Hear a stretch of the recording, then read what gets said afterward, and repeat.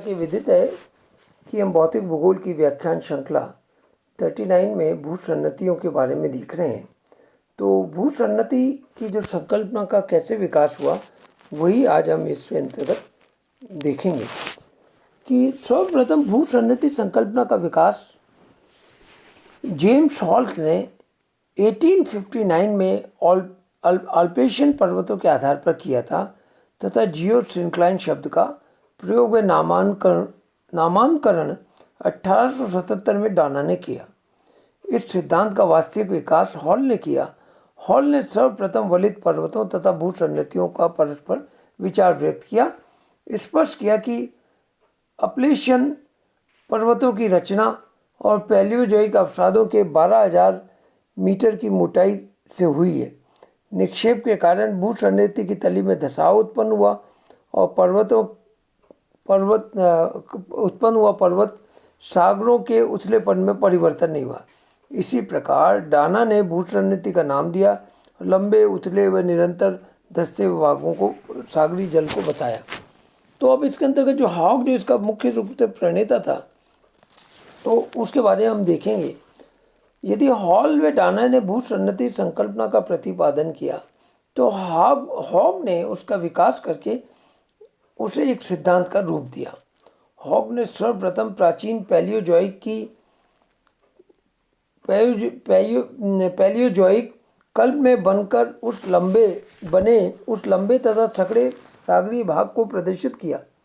Hog के अनुसार Mesozoic युग में पृथ्वी पर 5 दृढ़ भूखंड थे जिनके मध्य 4 भूसन्नतियाँ थीं जो रॉकीज, यूराल और टेट्रिस थी।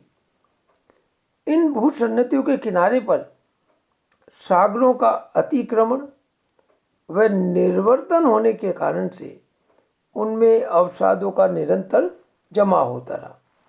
भूसन्नति के किनारे की ओर भूसन्नति के मलबे में दबाव पड़ता है जिससे वलन का निर्माण हुआ और वर्तमान में वलित पर्वत बने।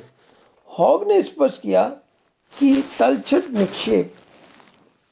निक्षेप का धसाव, दबाव और वलन निर्माण की प्रक्रियाएं एक साथ एक चक्र में पूरा होना आवश्यक नहीं है। तो इस आधार पर हम ये कह सकते हैं कि हॉल व डाना ने भूसन्नति संकल्पना का प्रतिपादन तो हॉग ने उसका संवर्धन करके इसकी विभिन्न जटिल प्रक्रिया तथा पर्वतों के निर्माण के साथ में इसको स्पष्ट रूप से एक सिद्धांत के रूप में जोड़ा। उसके बाद में एक इवांस नाम के विद्वान आते हैं। इवांस ने क्या कहा, भूसन्नतियों के आकार स्वरूप स्थिति में अत्यधिक विभिन्नता पाई जाती है जिससे इनका साधारणीकरण करना असंभव है तथा बदली हुई परिस्थितियों के कारण भूसन्नति का रूप व आकार भी बदलता रहता है। उनके अनुसार ये सकड़ी, चपटी, वक्राकार, धसी हुई हो सकती है तथा इसकी स्थिति 2 महाद्वीपों तथा स्थल रंध्रों के मध्य, महाद्वीपों के किनारे, नदियों के मैदानों पर कहीं भी हो सकती है। परंतु भूसन्नति की तली में निरंतर निक्षेप के कारण दबाव पड़ता है, दबाव के कारण से वो नीचे की ओर धसाव होता है, तो ये जरूर होता है। इसलिए इवांस ने भूसन्नति को तलछटीय अवतलन यानी सेडिमेंटेशन सब्सिडेंस का भी नाम दिया है। तो ये इवांस का एक बड़ा